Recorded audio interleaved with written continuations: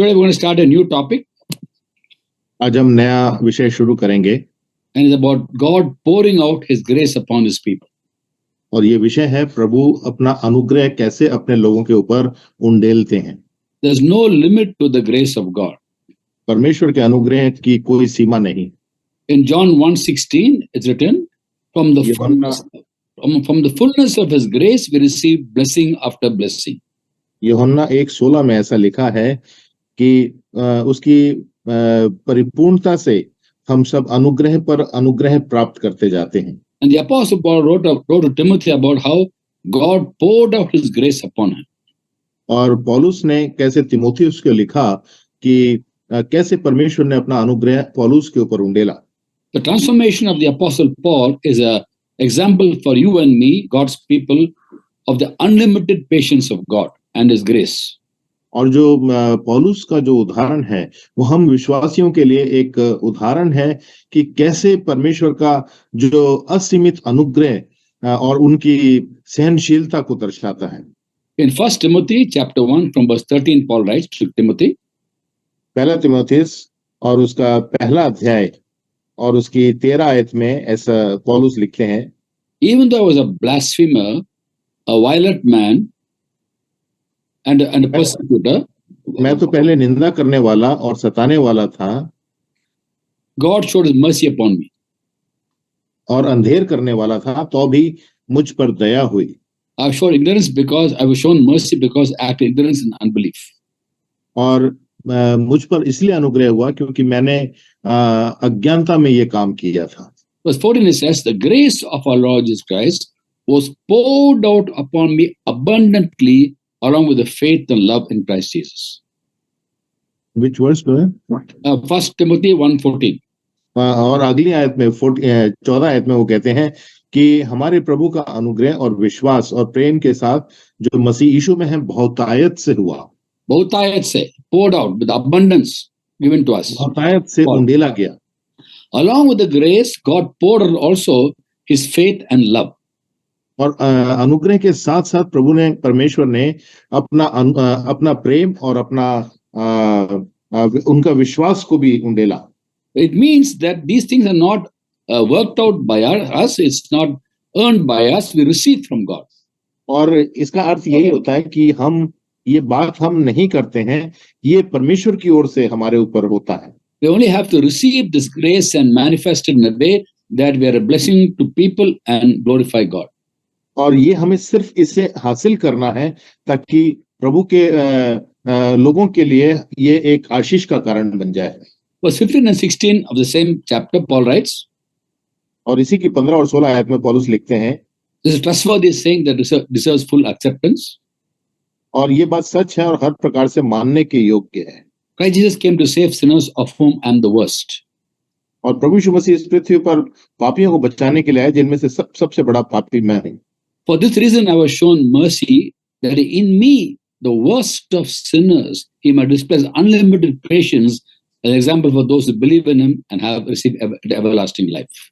मुझ पर इसलिए दया हुई कि मुझ सबसे बड़े पापी में यीशु मसीह अपनी पूरी सहनशीलता दिखाए कि जो लोग उस पर अनंत जीवन के लिए विश्वास करेंगे उनके लिए मैं एक आदर्श बनूं. Meaning is example for you and me about how God can change anybody. A man like Saul, a violent man, persecutor, blasphemer, was transformed. So परमेश्वर प्रभु यीशु मसीह किसी भी व्यक्ति को परिवर्तित कर सकते हैं.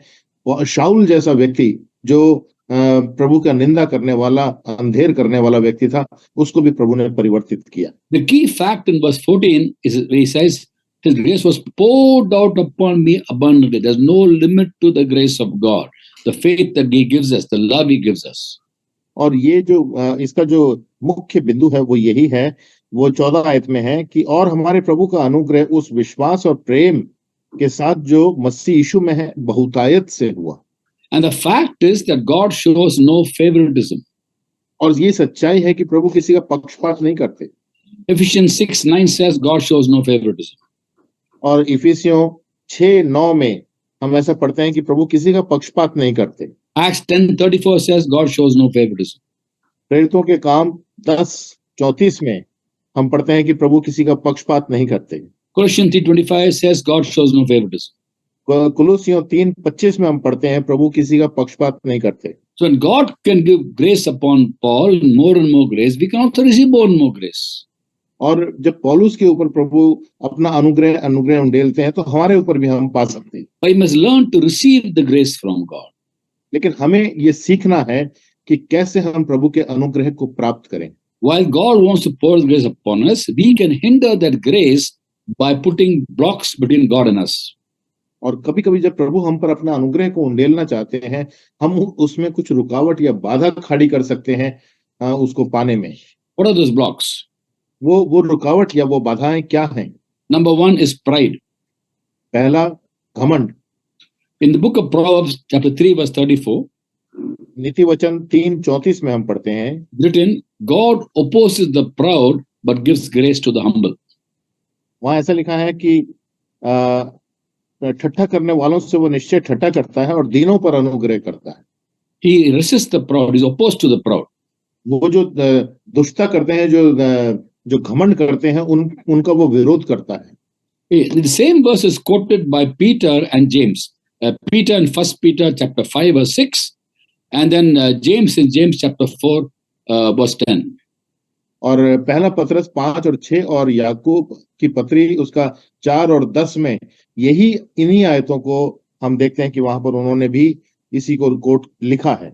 And we see in the life of the apostle Paul how as he humbled himself, he was able to receive more and more grace from God. और हमने पौलुस के जीवन से देखा कि कितना उसने आपको नम्र दीन बनाया ताकि वो प्रभु के अनुग्रह और पर अनुग्रह को प्राप्त करे। In Ephesians chapter 3 verse 8 he writes, इफिसियों 3 और 8 में पौलुस ऐसा लिखते हैं, although I am less than the least of all God's people, His grace was given to me to preach to the Gentiles the unsearchable riches of Christ.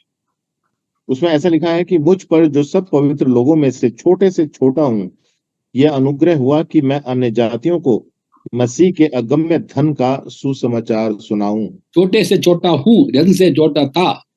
He's talking about present tense. After becoming an apostle, he says, I am less than the least of all God's people. वो ये कह रहे हैं कि मैं छोटे से छोटा हूं, ये नहीं कह रहे मैं छोटे से छोटा था, ये नहीं कह रहे। वो प्रेरित बनने के बाद भी इस बात को मानते हैं कि मैं अभी भी छोटे से छोटा हूं। He doesn't say, once upon a time I was a very ordinary person, now I'm an apostle. As an apostle, he says, I am less than the least of all God's people. वो ऐसा नहीं कह रहा कि मैं पहले एक साधारण मनुष्य था, अब मैं बहुत बड़ा प्रेरित बन गया हूं। वो ऐसा नहीं कह रहा। वो कह रहा मैं प्रेरित होने के बाद भी मैं सब छोटे में से सबसे छोटा हूं। In 1 Corinthians 15:9, he says, I am the least of the apostles. और पहला कोरिन्थियों 15:19 में 15:9 में वो ऐसा कहते हैं कि मैं प्रेरितों में भी सबसे छोटा हूं। So he understood that it is all grace, because grace of God, he is what he is. Ministry was by grace, his life was by grace, everything is grace. और वो यही समझ गया, उनको ये समझ में आ गया कि उनका जीवन अनुग्रह से है, उनका जीवन अनुग्रह से, उनकी सेवकाई अनुग्रह से है, सब कुछ उनके जीवन में अनुग्रह से हो रहा है। Therefore, he was had a capacity to receive more and more grace from God. और इसीलिए उनके पास और ये क्षमता थी कि वो और अनुग्रह पर अनुग्रह प्राप्त करें। At no point of time we should put trust in ourselves, hope in competence in ourselves, but only in the Lord, and realize whatever we are today is by the grace of God. हमारे जीवन में हम किसी भी क्षण में ये ना सोचें कि मैं ही कुछ हूं या जो कुछ मैंने प्राप्त किया वो मेरे कारण से, वो ऐसा नहीं। हम हमेशा इस बात को जान लें अच्छे से कि हमने जो कुछ भी हमें मिला है वो प्रभु के अनुग्रह से मिला। After becoming a believer and following the Lord, as God blesses us, sometimes we can have a new kind of pride which has the adjective before it called spiritual.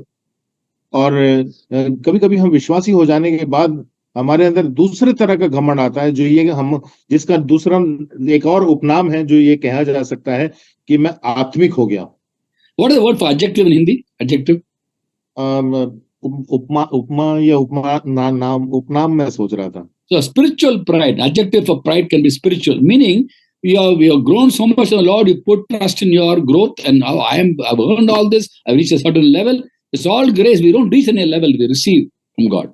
So हम यही समझ सकते हैं कि एक जो उपनाम हम समझ सकते हैं कि घमंड के लिए कि हम आत्मिक हो गए हैं, हम ये अब लोगों को दर्शा सकते हैं कि मैं बहुत बड़ा आत्मिक व्यक्ति बन गया। So first hindrance receiving more and more grace from God is pride. और सबसे बड़ी जो रुकावट है, वो प्रभु के अनुग्रह को प्राप्त करने के लिए जो सबसे बड़ी रुकावट है, वो है घमंड, Second अहंकार। hindrance is related to that is bitterness. और दूसरा जो इसी से संबंधित एक और रुकावट है, वो है कड़वाहट। When we get upset about something people did to us or spoke against us, we get bitter with them, and bitterness hinders grace. और जब हम कभी कोई चीज हमारे विरोध में कोई लोग कर देते हैं, तो हम उनके प्रति कड़वाहट से भर जाते हैं, और इस रीति से प्रभु का अनुग्रह थम जाता है। In Hebrews chapter 12 verse 15 we read, इब्रानियों 12:15 में हम पढ़ते हैं, see that no one misses the grace of God, and that no bitter root grows up to cause trouble and defile many. और ध्यान से देखते रहो, ऐसा ना हो कि परमेश्वर के अनुग्रह से वंचित रह जाएं, या कोई कड़वी जड़ फूट कर कष्ट दे और उसके द्वारा बहुत से लोग अशुद्ध हो जाएं। Usually bitterness is a result of our pride being hurt. We get upset by what people say, and we are hurt. That leads to anger, bitterness, ill will, and sometimes even hatred. और जब हम कई बार जब अहंकार में या हमारा अहम को ठेस पहुंचती है, तो हमारे मन में कड़वाहट आ जाती है, और इस कड़वाहट के कारण से हम दूसरों के प्रति घृणा या ईर्ष्या या द्वेष या कपट जो भी हम पाप करना शुरू करते हैं। And therefore, let at no time bitterness enter our hearts. It's through the heart. और आप इस बात को अच्छे से हमें इस बात को अच्छे से समझ लेना है कि कड़वाहट को अपने हृदय में किसी भी क्षण में घुसने नहीं देना। To be able to enjoy fellowship with God is the grace of God. और परमेश्वर के अनुग्रह को, उपस्थिति को अगर हमें उसका आनंद लेना है, तो प्रभु के अनुग्रह का आनंद लेना है। Because to approach him is by the grace of God, by the blood of Christ and the name of Jesus. और जब हम प्रभु के अनुग्रह के सिंहासन के सम्मुख आते हैं, तो प्रभु के अनुग्रह से, उसके लहू के द्वारा हम प्रभु के अनुग्रह सिंहासन के We सम्मुख cannot आते हैं। have true fellowship with God if we have bitterness against somebody. अगर हम किसी के विरोध में कड़वाहट रखते हैं, तो हमारी प्रभु के साथ संगति नहीं हो सकती। Personal greatest joy I have is my fellowship with God, my personal fellowship with God.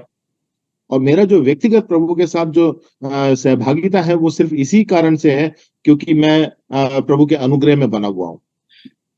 Having fellowship with God is ultimate in our relationship with God, in our ministry, life and ministry. और प्रभु के साथ सहभागिता रखना, ये हमारी सेवकाई के लिए सबसे महत्वपूर्ण बात है। To be able to talk to God and listen to God is the greatest joy, because when I fellowship with God, everything flows from that. Our life, our ministry, all flows from that. अगर हम प्रभु से बात कर सकते हैं, प्रभु से की बातों को सुन सकते हैं, तो ही यही सबसे बड़ी सहभागिता परमेश्वर के साथ है, जिसके द्वारा से हमारी सेवकाई में, हमारे जीवनों में ये प्रभु का अनुग्रह प्रवाहित होता है। There's nothing like intimate fellowship with the Lord. और इससे बढ़कर और कोई बात नहीं कि हमारा बड़ा निकटतम संबंध प्रभु के साथ हो। It's by the grace of God He allows us to come to Him in the name of Jesus and by the blood of Jesus. और प्रभु के लहू के द्वारा, प्रभु के नाम, प्रभु यीशु मसीह के नाम के द्वारा से प्रभु अपने अनुग्रह के साथ हमें अपने सहभागिता में बुलाते हैं। But this grace is hindered when you have bitterness. लेकिन ये जो अनुग्रह है, वो थम जाता है या रुक जाता है जब हमारे अंदर कड़वाहट आ जाती For है। example, in Mark chapter 11, मरकुस 11वें अध्याय में verses 24 and 25, उसकी 24 और 25 आयत को हम पढ़ेंगे। the Lord Jesus Christ said, प्रभु यीशु मसीह ने ऐसा कहा, whatever you ask for in prayer, believe receive it, it will be yours. जो कुछ हम प्रार्थना में मांगे, प्रतीति कर लो कि तुम्हें मिल गया। But when you stand praying, you hold anything against anyone, forgive him, that Heavenly Father will forgive. जब कभी तुम खड़े हुए प्रार्थना करते हो, तो यदि तुम्हारे मन में किसी के लिए कुछ विरोध है, तो उसे क्षमा कर दो। In other words, you cannot continue praying unless you forgive that person. और दूसरे शब्दों में हम ये कह सकते हैं, आप प्रार्थना कर नहीं सकते, लगातार प्रार्थना नहीं कर पाएंगे अगर आपके मन में किसी के प्रति कड़वाहट है। Now, one of the aspects of love which we are supposed to manifest is love keeps no record of wrongs. और जो प्रेम है, वो गलत बातों का लेखा जोखा नहीं रखता। 1 Corinthians 13:5 says, love keeps no record of wrongs. और 1 कोरिन्थियों 13 और उसके 13:5 में हम ऐसा पढ़ते हैं, वहां पे लिखा है कि प्रेम वो अपनी भलाई नहीं चाहता, झुंझलाता नहीं, बुरा नहीं मानता। No, it doesn't keep a record of wrong, doesn't remember wrongs. और वो ऐसा कुछ लेखा जोखा नहीं रखता, बुराइयों का लेखा जोखा नहीं रखता। Now, God, when He forgives, He forgets. और जब प्रभु हमें क्षमा करते हैं तो वो भूल जाते हैं, When we forgive, we should forget. और जब हम क्षमा करें तो हमें भी भूलना है। That's love. यही प्रेम है। Now, how can we have fellowship with the God of love if we have unforgiveness?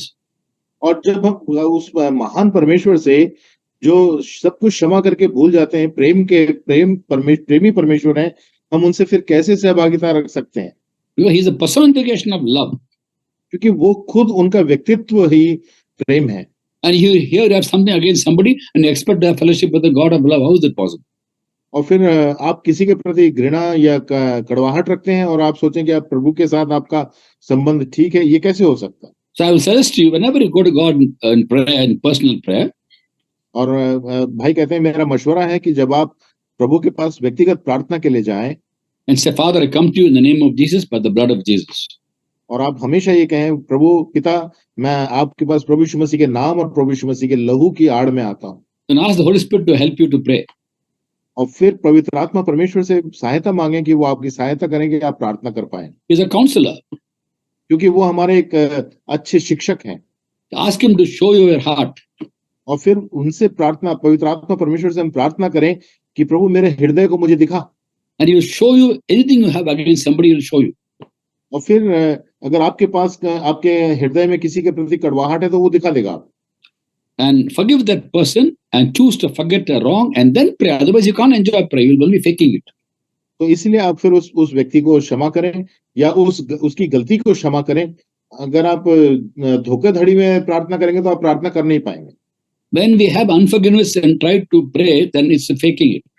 और अगर हम क्षमा नहीं कर पा रहे हैं अपने हृदय से और फिर हम प्रार्थना करें तो हम अपने आप को धोखा दे रहे हैं, हम गलत काम कर रहे हैं। ये गुप्त छुपी हुई बात है। And remembering wrongs against people is actually hurting ourselves.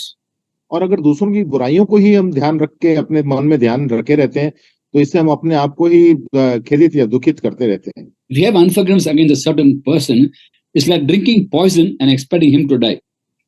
और अगर मान लीजिए हमारे मन में किसी के प्रति कड़वाहट है तो ये इस रीति से होता है कि कड़वाहट रखने का अर्थ यह है कि मैं जहर को पी रहा हूं और मैं उम्मीद रखता हूं कि वो मर जाए। So bitterness hinders grace. So जो कड़वाहट है वो अनुग्रह को रोक देती, बाधा बन Then go जाती। back to the Apostle Paul. हम फिर वापस पौलुस प्रेरित के पास आते हैं। When he was in Rome, there were people outside the prison preaching the gospel. और जब वो रोम में थे तो बहुत सारे लोग सुसमाचार का प्रचार कर रहे थे। He was in prison in Rome. और जबकि वो उस टाइम कैद खाने में थे रोम में। He wrote about that to the church in Philippi. और उन्होंने ये पत्री में लिखा जब वो फिलिपियों की पत्री को लिख रहे थे। Philippians chapter 1, 15 onwards to 19 verse. फिलिपियों की पत्री पहला अध्याय 15 से आगे 15 से 19 के बीच में हम पढ़ते हैं। He wrote about people who are preaching the gospel outside the prison. और उसने लिखा कि बहुत सारे लोग जो हैं बाहर इस कैद खाने के बाहर प्रचार कर रहे हैं। Some are preaching the gospel out of love and goodwill. कुछ तो प्रेम से भर करके और अच्छे मनसा के साथ प्रचार कर रहे हैं। Others out of envy and rivalry. और लेकिन कुछ लोग जो हैं वो डाह से और झगड़े के कारण से प्रचार कर रहे हैं। They want to stir up trouble for Paul while he was in prison. और वो पौलुस के लिए बखेड़ा खड़ा करना चाहते हैं जबकि पौलुस कैद खाने में है। They were envious of Paul, they were rivals of Paul, and they preached the gospel to irritate the jailer to trouble Paul inside the prison. और वो पौलुस के विरोधी हैं, पौलुस से ईर्ष्या रखते हैं और वो इसलिए प्रचार करते हैं कि जो जेलर है वो उनके प्रचार से चिड़चिड़ाहट में आकर के और पौलुस को सताए कैद खाने में। What a motivation to preach the gospel. देखो उनका कैसा वो प्रचार करने का तरीका था। Gospel is good news. It's a message of love. And how can you preach that with the envy and rivalry? और प्रभु का सुसमाचार तो एक सुसमाचार है, लोगों के लिए अच्छा समाचार है, लेकिन आप कैसे अपने हृदय में झगड़ा और द्वेष रखते हुए, ईर्ष्या रखते हुए कैसे आप सुसमाचार प्रचार कर सकते हैं? But the fact is, gospel is the power of God. और सच्चाई तो यह है कि जो सुसमाचार है वो परमेश्वर की सामर्थ है। It will never come back empty. वो कभी खाली वापस आएगा नहीं। Look at Paul's perspective. No bitterness, no anger against those people. He says, what does it matter? Christ is preached, therefore I rejoice. और पौलुस को हम देखें, वो कहता है कि मुझे कोई इससे खेद की बात नहीं है, प्रभु यीशु मसीह का नाम प्रचार हो रहा है, मैं इसमें आनंदित हूँ। He knew fully well what will be the motivation when the gospel is preached, people turn to Christ. वो किसी भी रीति से प्रभावित होकर के प्रचार करें, लेकिन कम से कम प्रभु यीशु मसीह का नाम तो प्रचार हो रहा है। वो There was no bitterness against those people. There was no bitterness against them. पौलुस के मन में कोई कड़वाहट नहीं उन लोगों के विरोध। The only focus was Christ's name should be lifted up. Whatever people preach, whatever the motivation of preaching, when they preach the gospel, people get saved. That's enough for me. What does it matter? उसका ध्यान सिर्फ इसी बात पे था कि वो चाहे जैसे भी प्रचार करें तो प्रभु यीशु मसीह का प्रचार करें, प्रभु यीशु मसीह का नाम प्रचारित हो, उसके मन में यही लालसा था। To let no bitterness enter our hearts. तो इसीलिए हमारे हृदय में किसी भी तरह की कड़वाहट को हम आने ही ना दें। The third hindrance in receiving more and more grace is idolatry. और तीसरा जो हमें अनुग्रह को प्राप्त करने में बाधा है, वो है मूर्ति पूजा। Now, murti puja doesn't necessarily mean physical murti and puja of a idol, physical idol. और मूर्ति पूजा का अर्थ ये नहीं कि एक मूर्ति हम बैठा लें और उसकी हम पूजा करना शुरू करें, वो नहीं है। In the New Testament, Colossians 3:5, Ephesians 5:5 says, greed is idolatry. Greed. और कुलुसियों 3:5 और इफिसियों 5:5 में हम ऐसा पढ़ते हैं कि लालच जो है वो मूर्ति पूजा ही है। Very often Christians condemn people of other faiths, especially Hindus, by saying, oh, look at the way they're worshipping idols. What about Christians? We have other idols. We have idols like money. We have idols like relationships, parents, children. Even ministry can become an idol. और हम अक्सर बोलते हैं, अरे वो देखो कैसी उन्होंने मूर्ति रखा है और वो कैसे मूर्ति पूजक हैं, मूर्ति पूजा करते हैं। लेकिन मसीहियों के बारे में हम क्या कहें? मसीहियों के पास भी मूर्तियां हैं, बहुत सारी मूर्तियां, उनका पैसा है, उनका माता पिता हैं, उनके बच्चे हैं, ये उनकी मूर्तियां हैं। Anything that takes the place of God is an idol. जो भी चीज प्रभु यीशु मसीह का स्थान ले, वो एक मूर्ति है। And if you look at the interesting thing that Jonah said in the belly of the fish is very interesting. The book of Jonah, chapter 2, verse 8, we read. और योना दूसरा अध्याय उसकी 8वीं आयत में जो योना ने मछली के पेट से प्रार्थना की, वो बहुत ही रोचक बात है जो उसने प्रार्थना में कहा। He made an amazing statement while being in the belly of the fish. Can you imagine that? जब वो मछली के पेट में था, तब उसने इस अद्भुत बात को कहा। When he went overboard, when they thrown into the Mediterranean Sea, he didn't immediately go into the water and get drowned.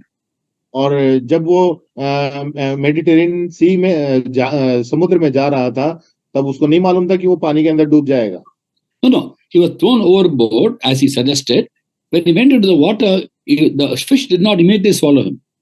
और जब वो उस यात्रा में था, तो उसने ही कहा कि मुझे पानी में फेंक दो, और जब लोगों ने उसको पानी में फेंक दिया, तो फेंकते ही मछली ने उसको निगल नहीं लिया था, वो कुछ देर पानी में डूब रहा था। He was going down into the base of the sea. और वो समुद्र के गहराइयों में जाता जा रहा था, डूब रहा था। Seaweeds entangled himself around Jonah. और सारी तरफ से, चारों तरफ से उसको समुद्री लहरों ने उसको घेर रखा था, जल ने घेर रखा था। After some time, the fish swallowed him. और कुछ समय के बाद उस मछली ने उसको निगल लिया। While in the belly of the fish, he makes an amazing statement. और जब वो अब मछली के पेट में है, तो वहां से वो प्रभु को एक बात पुकार रहा है। In Jonah chapter 2, verse 8, he utters an amazing oracle. और योना 2 और 8 में वो एक बड़ी अद्भुत प्रार्थना कर रहा है। He says, he makes a statement. Those who cling to worthless idols forfeit the grace that could be theirs.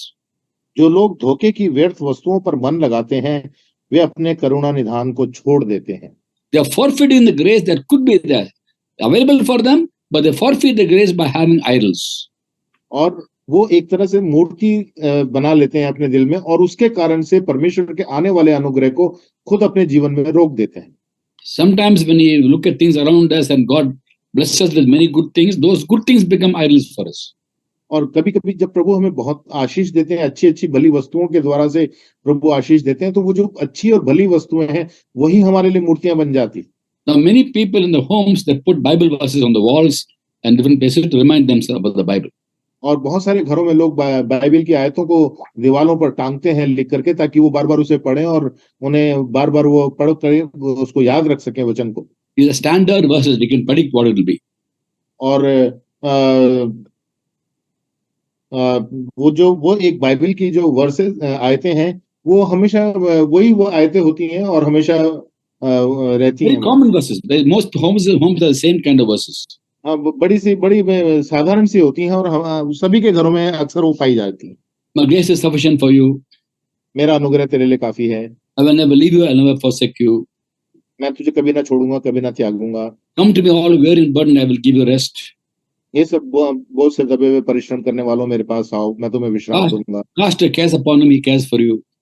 अपनी सारी चिंताएं मुझ पर डाल दो, मुझे तुम्हारा ध्यान है। Very standard verses.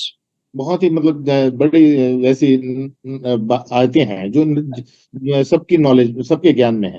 I will never leave you. I will never forsake you. मैं तुझे कभी ना छोड़ूंगा, कभी ना त्यागूंगा। But there's one verse I very rare. I've never seen that in anybody's house wall or nobody quotes it also.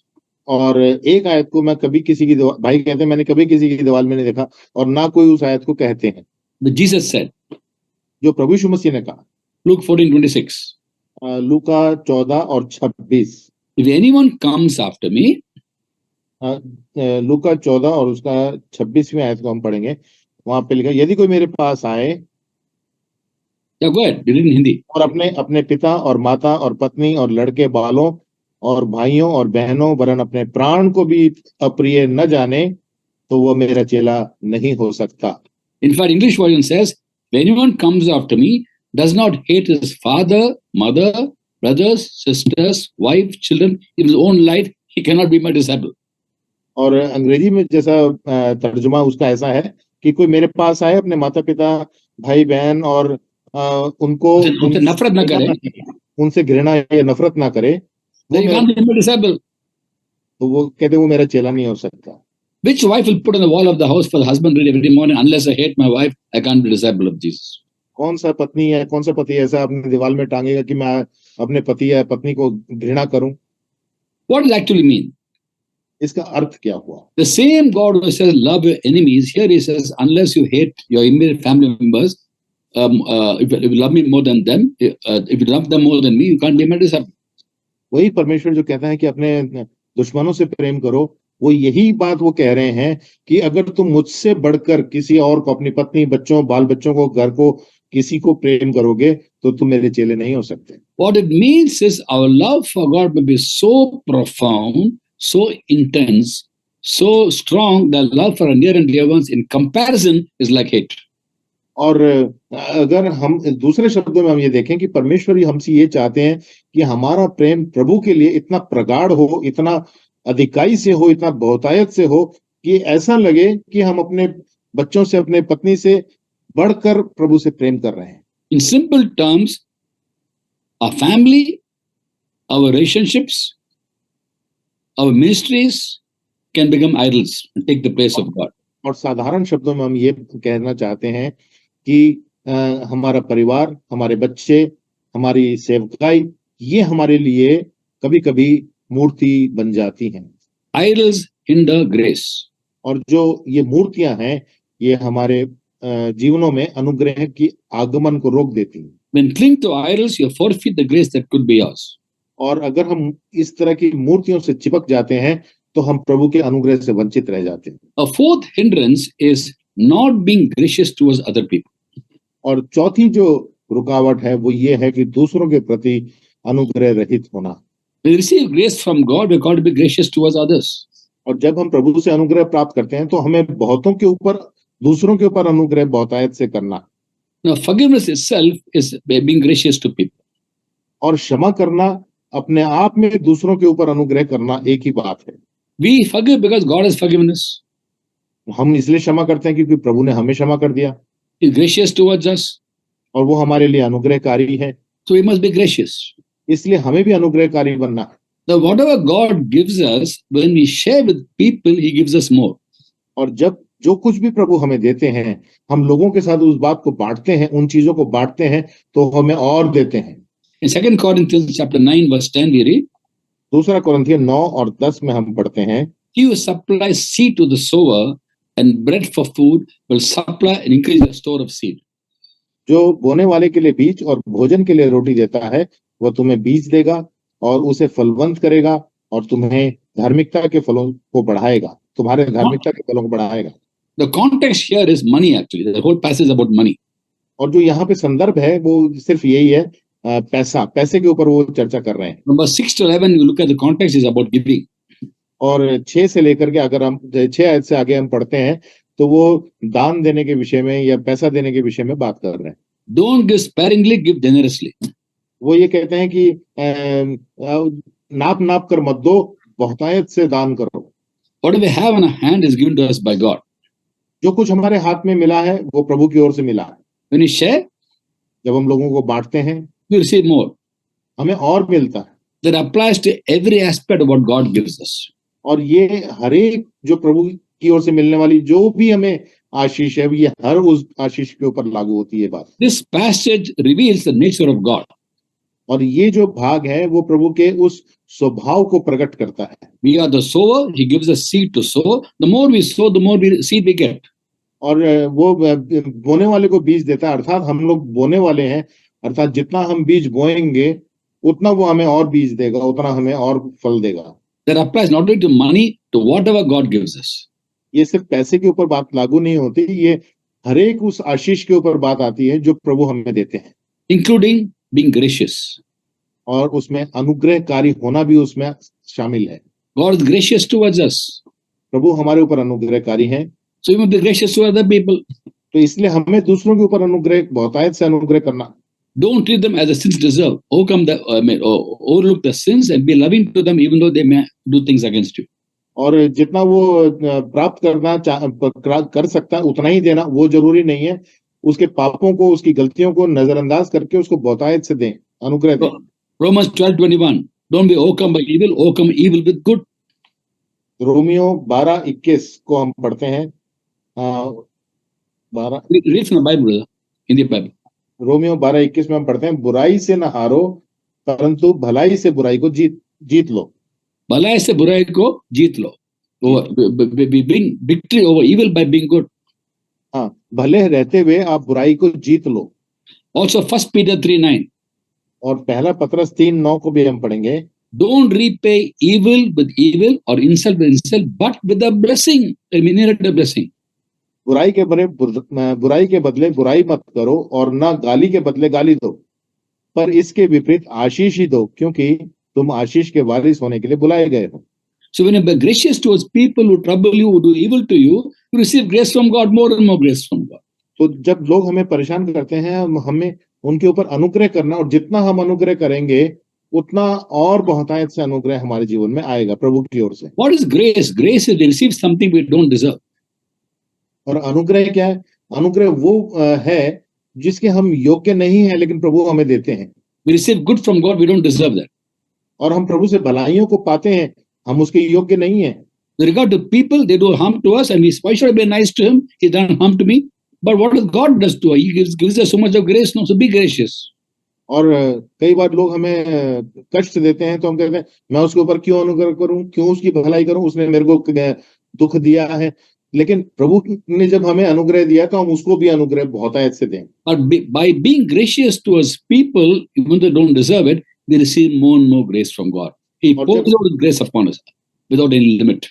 और जब हम लोगों के ऊपर अनुग्रह करते हैं, भले वो उस अनुग्रह के योग्य ना भी हों, लेकिन हम अनुग्रह करते हैं तो प्रभु हमें और अनुग्रह पे अनुग्रह उंडेलते हैं हमारे ऊपर। A farmer who has seed in his hand, just hold his hand fist firm, that's all the seed he'll got. The more he shares, the more he receives.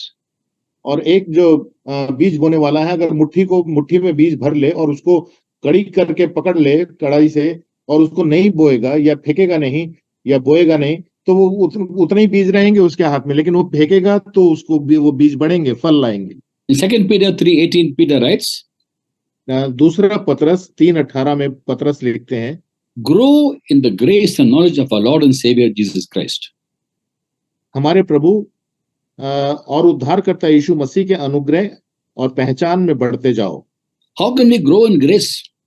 हम कैसे अनुग्रह में बढ़ें? By being gracious towards people.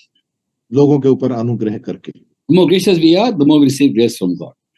जितना हम अनुग्रह करेंगे लोगों के ऊपर, उतना हम अपने जीवन में अनुग्रह पाएंगे। There's no limit to God's grace and mercy upon us. प्रभु के अनुग्रह और प्रभु की दया की कोई सीमा नहीं है, असीमित है वो। When the Bible talks about contentment, is contentment with regard to money, not with regard to spiritual growth. और जब प्रभु का वचन हमें बताता है कि हमें संतुष्ट होना है, तो वो संतुष्ट हमें पैसे के लिए नहीं, हमें आत्मिक बढ़ोतरी में संतुष्ट होना है। I'll carry on next week on the same theme, most likely. We'll close now, and any questions you have, you're most welcome to ask. और भाई कहते हैं कि इसी बात को मैं आगे इसको हम बढ़ाएंगे, और अभी हम समाप्त करेंगे इस चर्चा को, इस विषय को अभी के लिए समाप्त करेंगे। किसी का कोई प्रश्न है तो हम उस प्रश्न को पूछ सकते हैं। First we'll have question, then if you have time, we'll have testimonies also, short testimonies. और पहले हम सवाल करेंगे और भाई से जवाब लेंगे, और उसके बाद फिर हम अपनी गवाहियां दे सकते हैं। कुछ थोड़ा समय हम गवाहियों के लिए भी रखेंगे। God bless you all. प्रभु आप सबको आशीष दे।